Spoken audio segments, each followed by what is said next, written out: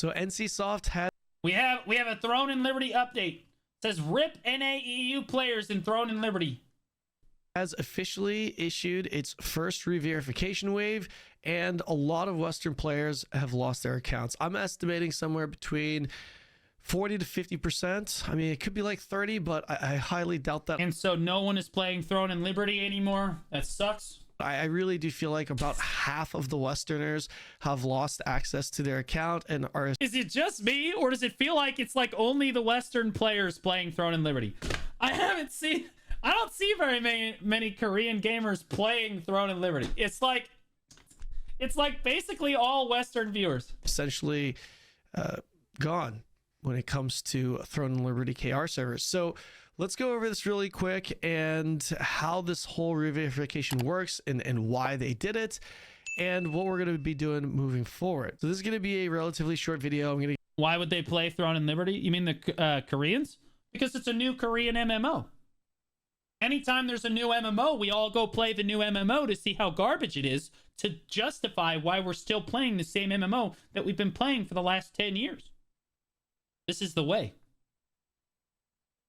To get straight to the point here, but essentially what happened with this whole ordeal is that in Throne and Liberty KR, there's a huge botting problem, and it's going to be even worse in the West, by the way, under Amazon Games. But we're not going to get into that. We'll save that for another. I would like to get into that because my biggest concern with this game, considering how pay to win it is and how you can like turn in-game currency directly into the Pearl Shop currency, like in-game, just back and forth. Like the botting is like, that's like my biggest concern for Throne and Liberty, is that the botting is going to be really bad. So if it's already really bad under themselves, boys, it's not looking good, bro. It's not looking good. I'm still gonna play it though, so I'll tell us how. I'll tell you guys all how dog shit it is if it's dog shit. I have high hopes for Throne and Liberty. I think it can be very good. It's got a lot of PvP. It's got a little guild-based stuff. Yeah, there's negatives, like it's very pay to win. People say that grindy is a negative. I actually like the fact that it's grindy. I think that that's, you know, nice. A nice part of the game, gives you a sense of long-term progression. But like, I am concerned that bots will ruin the game. Because see, then you're not actually playing with other players, and it's ruining the reason that you're playing the game. Because we already know that the combat is worse than BDO. I know it. You guys know it. Everybody knows it. The combat's just worse than most of the other MMOs, but it has potential as a game. The video. Certain systems are pretty good. But it is going to be a huge problem. But in Korea, it's already a pretty big Look problem. Look at it historically, which NCSoft game didn't get ruined by bots. Stop it. Rune, we need this. You understand? It's not going to be ruined by bots. It's not going to be ruined by... That's the copium we're on every day. That is kind of unusual, considering KR games don't usually have a botting problem nearly to the extent of Western games, but it does exist. It's a big problem, and there were also people that were getting their accounts stolen. To understand how this works, because I'm going to go over that. Hey, positive mental attitude, guys. Throne and Liberty actually exists as a game. Hashtag Quinfall 2024. Here in a second, because you might be a part of this group. You have to understand the login system with NCSoft. It is the most fucked up login system I've ever seen. I think it's partly due to the fact that they have like mobile games that are all attached to the same login server. I don't know. It's just really bad. So essentially, the TLDR to the login servers is that you have 3 different ways to log in, 3 different accounts. One is your standard registration through the NCSoft. The second is through your mobile device. It's your ID is literally your phone number. And the third way is to attach a social media or a different outside third party. So how is there so many bots if there's this much verification? Account. Yeah, this is from my understanding, this is normal in KR. I don't exactly know how they do it, but I know that you have to tie your account to your phone number, and your phone number is effectively tied to what us Americans would call your social security number as your login. So essentially like Google, Twitter, Line, these types of things. It gets kind of confusing because you can actually register. Not verification, he's saying login. Okay, so these are 3 types of ways that you can actually just log into the game. through Google, through Gmail, but then you could also register with the same Gmail address, but as an email. So like Okay, that's a problem. Okay, so you could have two different accounts, but one is an email and one is like the Google like phone number that's associated with that email. two separate accounts. It's very weird. I see. In addition to this, That is strange. specifically weird. for the KR version, you can attach your current account. Well, you need to attach your current account to a Korean number in order to access the game. Everyone knows that. In addition to this, you can attach that account to an additional number for security purposes. So Okay, well, that's where the botting is coming from. now you have two numbers, one's Korean and one's a different number that's attached to this account. All right. Now, if you've never attached that second number to your account, when you log into the game now, the game is going to ask you to verify your account, and you can verify your account via a phone number. Okay. And it could actually be any number.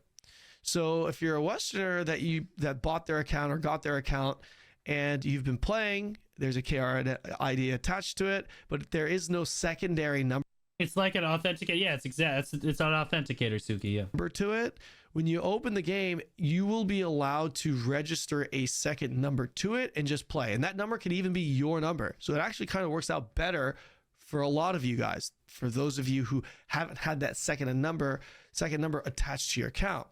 Okay, and I'm going to Okay, so they bought the account. It has the Korean number or the Korean like identifier or whatever it happens to be associated with it, and then the second number is your number. That's how the Westerners are playing. Give you a visual here, but this is what it looks like. If you go to your plaync.com my info, under my profile, you're going to see a recovery phone number right here. This is not the same number that's attached to your account, the same Korean number that's attached to your account that allowed you to play this game in the first. Well, why the hell aren't they the same number? How are you verifying? How does that pass as verification? If it's not the same number you used to verify the account and they're letting you use any number at all, the second was just added. Well, I feel like that just opens the door for all of these problems. First place, it's different. So if you have a number that's there, from what we've seen, if you have a number that's there. What company makes Throne and Liberty?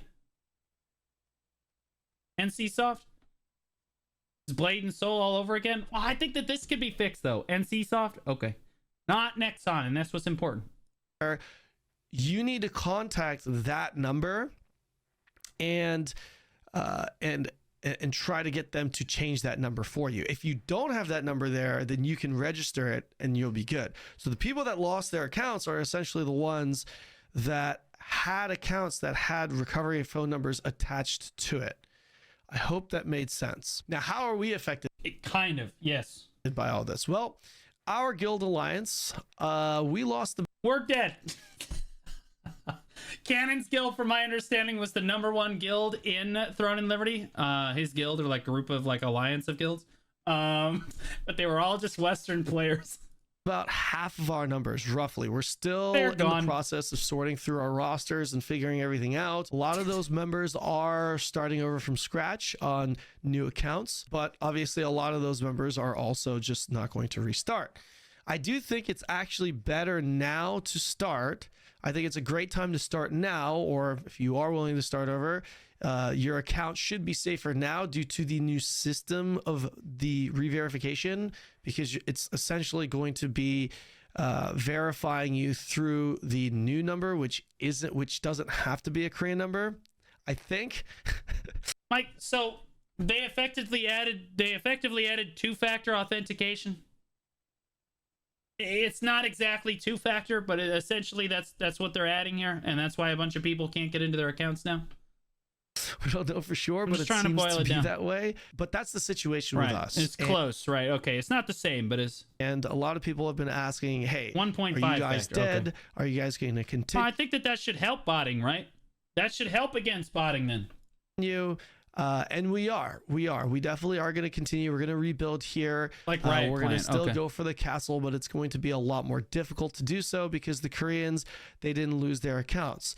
So that's a big problem for us, but fortunately we've got a pretty strong community, and we've got a lot of people that are coming in right now trying to join our guild. We had a long waiting list, and now a lot of those spots have opened up. So if you are interested in playing, I'd encourage you guys to join. As far as the HP Alliance goes, if you're part of our alliance, guys, I want to give you a massive shout out. Thank you guys so much for everything. I'm super proud of what our... We'll probably go into Throne and Liberty. It'll probably be the BDO boys or something. I don't know. I'll name it something after, like, something like that. We'll all go in there together, boys. We'll knock it out. Boys have accomplished. We held on to the #1 guild ranking for almost an entire month now, and we were getting ready for Siege. We've already gone through practice runs for Siege. There's a big server merge that's coming in on the 17th where all the rankings are going to be reset. So Oh god, dude, nothing could go wrong with a server merge, bro. There was never more PvP in BDO's history than when the servers merged when the game started. That shit went crazy. this gives us enough time to really try and reorganize our roster and get our feet set in the ground again. I don't know if we are going to be able to retake #1 due to this situation. I don't know if we're going to be defending the castle, but I could certainly tell you we will definitely be making a run at the throne. Kanon, I assure you that this shit doesn't matter. What matters is when it releases in the West, and your ass and my ass and all of us BDO motherfucking players are gonna go play it, and we're gonna run these fuckers down. It's gonna be great. We're gonna have a great time with it. For the castle, first week of February, and right now what we need to do is just regather our numbers. So again, if you're interested in joining, now is a great time to start the game because a lot of us are going to be restarting from scratch, and we have a lot of spots open in our guild as well. Hey, if it makes you feel any better, Barcode did that once. They made it just fine. So definitely come join us for that. Key important dates would be the 17th. Server merges are going to be happening. Rankings are going to be reset. And February 3rd, I believe, it's either Saturday or Sunday. I'm pretty sure it's Saturday, will be the official day for Siege. But that's pretty much going to do it for this one, guys. Let me know what you think in the comment section below. Like I mentioned in the video, we are rebuilding. A lot of people are restarting. Now's a great time to step in, to jump into the game, especially if you want to join us. We have the roster spots open. Okay, that might be why he asked me.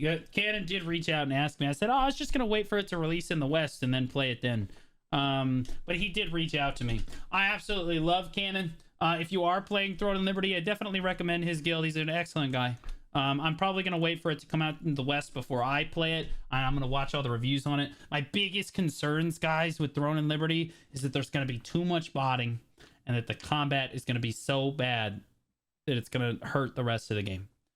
So, like, I'm hoping that like kind of advanced tab target system is actually fun combat and it feels engaging enough that I want to play it for many, many hours. Like, I don't know, man. Part of what keeps me playing BDO is that the combat is so engaging. Even when you're grinding for your 100th or 1000th hour, it's still engaging enough that you're having fun. I'm not sure that the tab target is necessarily going to feel that way. I am skeptical about it, but I think the bigger problem is the bots. I'm hoping that the botting issue is not as serious an issue. We know the pay to win is going to be a problem.